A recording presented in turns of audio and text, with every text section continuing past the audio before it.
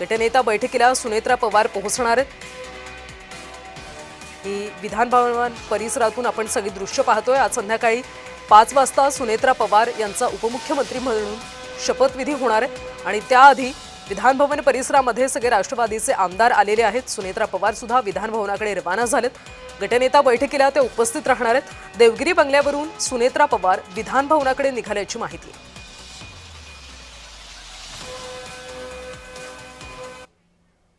सुनेत्रा पवार खासदारकीचा राजीनामा देणार आहेत। सभापती सीपी राधाकृष्णन यांच्याकडे राजीनामा पाठवणार असल्याची माहिती आहे। विधिमंडळ गटनेता म्हणून त्यांची निवड होणार आहे आणि संध्याकाळी उपमुख्यमंत्री पदाची सुनेत्रा पवार शपथ घेणार आहेत। सुनेत्रा पवार आपल्या खासदारकीचा राजीनामा देणार आहेत। सभापती सीपी राधाकृष्णन यांच्याकडे त्या राजीनामा पाठवणार असल्याची माहिती आहे। विधिमंडळ गटनेता म्हणून त्यांची निवड केली जाणार आहे आणि आज संध्याकाळी 5 वाजता सुनेत्रा पवार राज्याच्या उपमुख्यमंत्री पदाची शपथ घेतील।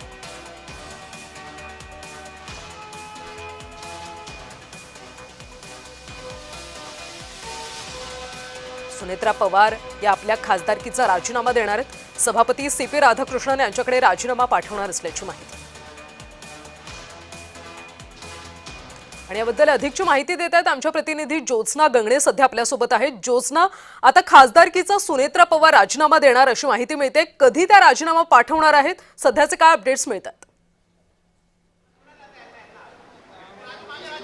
सुनेत्रा पवार यांनी त्यांचा राजीनामा जो आहे तो दिलेला आहे। तो सीपी राधाकृष्णन जे आहे त्यांच्याकडे ते त्यांचा राजीनामा सोपवणार आहे। कारण जर सुनेत्रा पवार यांना उपमुख्यमंत्री म्हणून महाराष्ट्राचं जर शपथ घ्यायचं असेल तर त्यांना राज्यसभेच्या खासदारकीचा राजीनामा देणं हे अनिवार्य असतं आणि त्याचमुळे सुनेत्रा पवार जे आहेत त्यांनी त्यांचा राजीनामा जो आहे तो दिलेला आहे। फक्त एवढीच गोष्ट आहे की तो राज्यसभेच्या सभापती जे आहेत त्यांच्याकडे तो राजीनामा जो आहे तो अद्याप त्याची कॉपी पोहोचलेली नाही आहे। मात्र सुनेत्रा पवार यांनी त्यांचा राजीनामा जो आहे तो ईमेलद्वारे त्यांनी जो आहे तो सीपी राधाकृष्णन यांच्याकडे त्यांनी तो राजीनामा जो आहे तो दिलेला आहे। सर्वात महत्त्वाचं म्हणजे सुनेत्रा पवार जे आहेत आता थोड्याच वेळात विधान भवनाच्या राष्ट्रवादी अजित पवार गटाच्या बैठकीला पोहोचतील आणि राष्ट्रवादीच्या बैठकीमध्ये राष्ट्रवादीचे सर्व आमदार आणि तुम्ही स्वतः विधान भवनाच्या आवारात आहात, विधान भवनाच्या पायऱ्यांवर सध्या सगळे नेते एकवटल्याचं पाहायला मिळते, ती दृश्य तुम्ही दाखवाल का?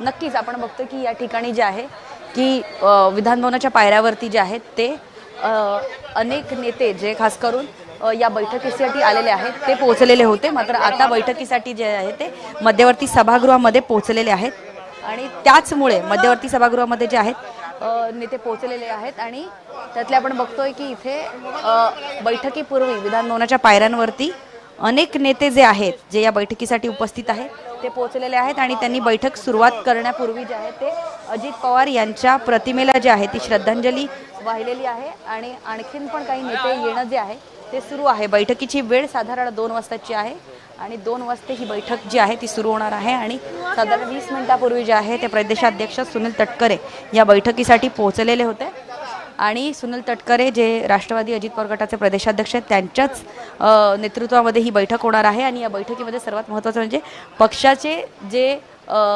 पक्षाचा म्हणजे विधिमंडळ गटनेता जे आहेत त्याची निवड केली जाणार आहे आणि त्याचबरोबर उपमुख्यमंत्री पदासाठी एक मताने जे आहे ते सुनेत्रा पवार यांचं नाव जे आहे ते एकमत झालेलं आहे। मात्र आज ही विधान भवनातली बैठक जी आहे ती सर्वात महत्त्वाची म्हणजे गटनेतेपदी सुनेत्रा पवार यांची निवड केली जाणार आहे। विधिमंडळातलं गटनेतेपद अत्यंत महत्त्वाचं पद असतं। गटनेता जो असतो तोच ठरवत असतो की विधिमंडळामधल्या पक्षाने किंवा विधिमंडळातले आमदार त्यांचे जे आहेत किंवा मंत्री जे आहेत त्यांनी कोणता निर्णय घ्यावा। त्यामुळे गटनेता या पदासाठी अत्यंत महत्त्वाची ही निवड जी आहे ती सुनेत्रा पवार यांची केली जाणार आहे आणि या गटनेत्या पदानंतरच सुनेत्रा पवार जे आहेत ते राज्याच्या उपमुख्यमंत्री पहिल्या उपमुख्यमंत्री म्हणून जे आहेत त्या शपथ घेण्यासाठी लोकभवनकडे जातील।